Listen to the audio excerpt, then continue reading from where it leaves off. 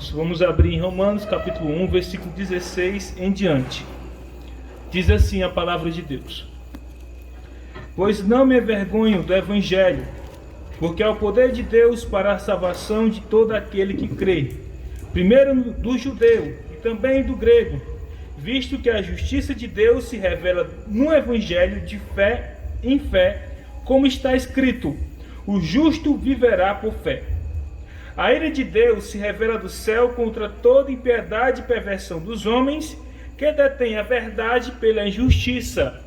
Porquanto o que de Deus se pode conhecer é manifesto entre eles, porque Deus lhes manifestou.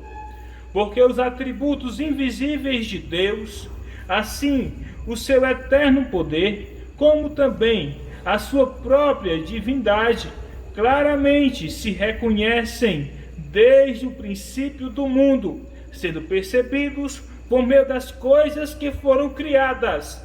Tais homens são, por isso, indesculpáveis, porquanto, tendo conhecimento de Deus, não glorificaram como Deus, nem lhe deram graças, antes se tornaram nulos em seus próprios raciocínios, obscurecendo-lhes o coração insensato, inculcando-se por sábios, tornaram-se loucos e mudaram a glória do Deus incorruptível em semelhança da imagem de homem corruptível, bem como de aves, quadrúpedes e répteis. Por isso, Deus entregou tais homens à imundícia pelas corrupçências de seu próprio coração, para desonrarem o seu corpo entre si. Pois eles mudaram a verdade de Deus em mentira, adorando e servindo a criatura em lugar do Criador, o qual é bendito eternamente. Amém. Por causa disso, os entregou Deus às paixões infames, porque até as mulheres mudaram o modo natural de suas relações íntimas por outro, contrário à natureza. Semelhantemente, os homens também, deixando o contato natural da mulher, se inflamaram mutuamente em sua sensualidade, cometendo torpeza homens com homens, e recebendo sobre si mesmos a merecida punição do seu erro. E, por haverem desprezado o conhecimento de Deus, o próprio Deus os entregou à disposição mental reprovável, para praticarem coisas inconvenientes, cheios de toda injustiça, malícia, avareza e maldade, possuídos de inveja, homicídio, contenda, dolo e malignidade, sendo difamadores, caluniadores, aborrecidos de Deus, insolentes, soberbos, presunçosos, inventadores de males, desobedientes aos pais, insensatos, pérfidos, sem afeição natural e sem misericórdia. Ora, conhecendo ele a sentença de Deus, de que são passíveis de morte os que tais coisas praticam, não somente as fazem, mas também aprovam o que assim procedem. Texto muito grande, mas um texto riquíssimo.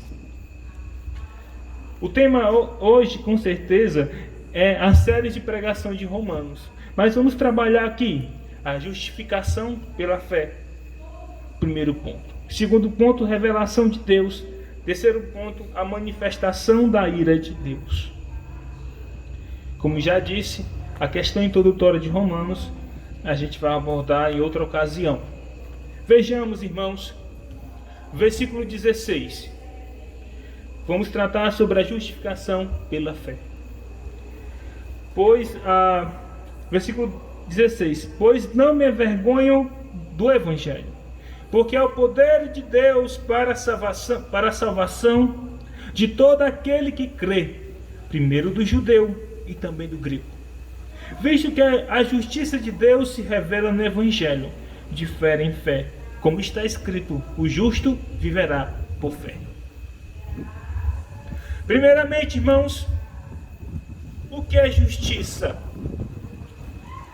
As pessoas, se tiver uma confusão com o vizinho, Mas se a confusão com o vizinho não se resolver, o que é que a pessoa vai fazer? Vou lá na justiça. Vou levar o fulano de tal lá na justiça. Porque lá vai ser aplicado o que é justo. Pelo menos é a nossa esperança. E a justiça de Deus é a lei de Deus. Assim como a justiça dos homens é a lei dos homens. E a lei de Deus, ela manda para o inferno todo e qualquer pecador. Pois todos pecaram e carecem da glória de Deus. Bastou uma só vez para o homem pecar, e com o pecado a morte, e assim todos nós, amados irmãos, estamos fadados ao inferno. Lógico que antes de conhecer a Cristo. A justiça de Deus é enviar toda a humanidade para o inferno. Por quê? Porque o nosso representante Adão pecou. O nosso melhor representante, escolhido por Deus, ele, Adão, sendo nosso representante, pecou. É impossível que filhos de pecador nasçam sem pecado. E assim, todos nós, frutos do pecado, e em pecado concebeu nossa mãe, como diz o salmista, assim somos pecadores. E a justiça de Deus, ela se revela dos céus. Mas veja, irmãos,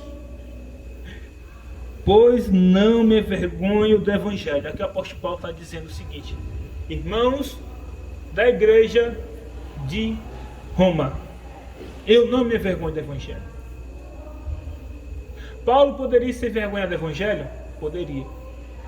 Paulo não tinha ido ainda a Roma nessa ocasião. Se ele tivesse ido a Roma, com certeza não teria nem essa carta. Porque se ele estivesse em Roma, como é que ele ia escrever carta? A gente só escreve carta para quem está longe, não é verdade? Ninguém vai escrever carta para quem está dentro de casa. Nessa ocasião, Paulo ainda não tinha ido a Roma.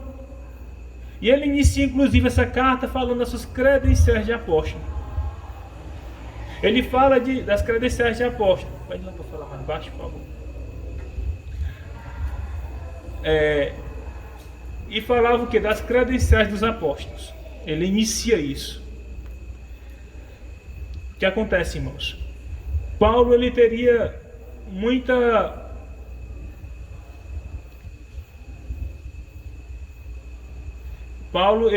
muita demonstração, razões para se envergonhar do Evangelho. Por quê? Ele era um fariseu, um judeu, conhecedor da lei. Ele era um homem bem visto na sociedade que ele vivia. As pessoas tinham ele como, esse é Paulo. Aliás, Saulo na época, né? Este é Saulo. Este homem aqui será um grande homem, um grande juiz de Israel, um perseguidor dos infames cristãos. Mas veja, amados irmãos, percebam, amados irmãos, Paulo tinha todo e qualquer motivo para se envergonhar do Evangelho, mas ele não se envergonha do Evangelho. Por quê? Ele responde: por quê? Paulo não se envergonha do Evangelho, porque é o poder de Deus para a salvação de todo aquele que crê. É por isso que ele não se envergonha do Evangelho, porque essa palavra aqui, ela é o poder transformador, regenerador da vida do ser humano. Essa palavra aqui é que penetra no coração do ser humano e faz dela uma nova criatura. É essa palavra aqui que entra nos presídios e transforma os bandidos em crentes. É essa palavra aqui que tira o pecador do mundo e leva ele para o reino dos céus. E pratica o maior milagre da vida de um ser humano. Esta palavra aqui é o único poder de Deus que penetra no coração do pecador e transforma ele em nova criatura. É por esse motivo que Paulo não se envergonha do Evangelho. E é por esse motivo que ele também diz para mim e diz para vocês: não se envergonhem do Evangelho, porque este Evangelho, ele é o poder de Deus para a salvação de todo aquele que crê. A gente só conhece uma pessoa se a gente ouvir falar dela. Não é verdade? Às vezes a gente ouve da história de nossos avós, bisavós, conhece porque ouviu a história. A gente nem viu, inclusive. Eu só posso conhecer a Cristo se o verdadeiro Evangelho chegar no meu coração. Senão é impossível eu conhecer a Cristo. Mas eu vou tratar aqui especificamente também da justificação.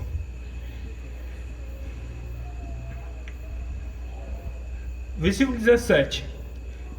Visto que a justiça de Deus se revela no céu, de fé em fé. Ora, amados irmãos, Deus se revela do céu para nós. E também a sua justiça.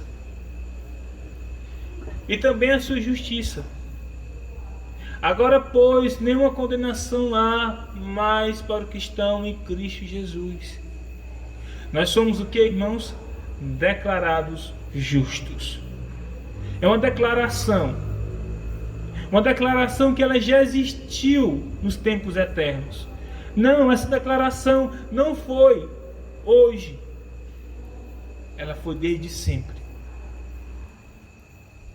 Não é justiça de bondade. Nós não somos justos porque nós somos bons. Muito pelo contrário. Romanos capítulo 3 fala que não há um bom, não há um justo, não há um sequer, não há quem entenda, não há quem busque a Deus. Todos se extraviaram, a uma de Adão, se fizeram inúteis, não há quem faça o bem, não sequer. Ora, se todos nós somos maus, e o que há de bom em nós é produção do Evangelho, logo a justificação não vem de mim, não vem de ti e não vem de nós. Nós somos incapazes. Se não for antes o Espírito de Deus entrar em nossa vida, somos incapazes de conhecer ao Senhor.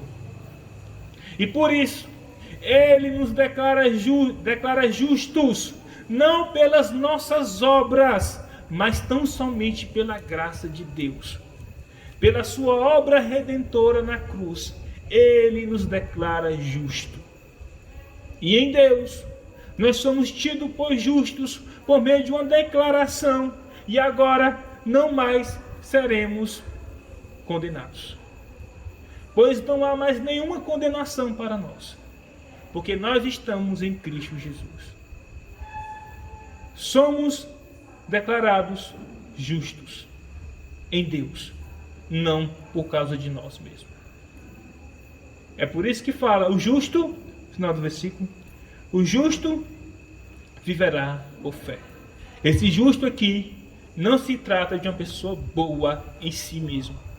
Ela é boa por refletir uma consequência do Evangelho. E aí o Evangelho torna ela boa entre os homens, mas não é boa em si mesmo. A nossa essência, ela é má. Somente as nossas obras que refletem a Cristo, as nossas obras que apontam para Cristo, ela é boa nesse sentido. Mas a nossa essência é pecadora. Primeiro ponto, irmãos, já trabalhei. Vamos trabalhar no segundo, que é o que eu acredito que vamos demorar um pouco mais. O segundo ponto é revelação de Deus. Olhem o que diz o versículo 16 e 17. De novo, na ótica de uma revelação, perceba. Pois não me envergonho do Evangelho, porque é poder de Deus para a salvação de todo aquele que crê, primeiro do judeu e também do grego. O Evangelho, ele é nada mais, nada menos do que uma revelação de Deus. Mas que revelação é essa? Uma revelação especial. Veja em Romanos 10, 17. Romanos 10, 17, versículos que todos conhecem, passagem que todos conhecem, mas que devemos ter o quê? Relembrar a palavra de Deus.